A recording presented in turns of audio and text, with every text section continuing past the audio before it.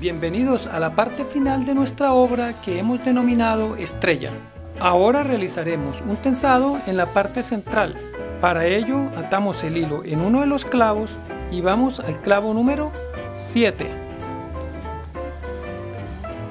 Seguimos girando hasta dar una vuelta completa.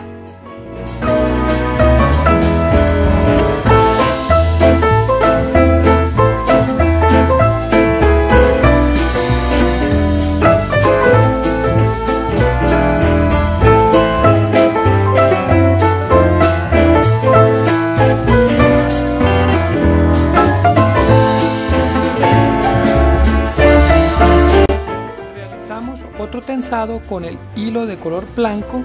A partir de este clavo vamos a todos estos, retornamos al punto de partida. Luego lo haremos desde este clavo también a todos estos clavos, retornando al punto de partida para toda la figura.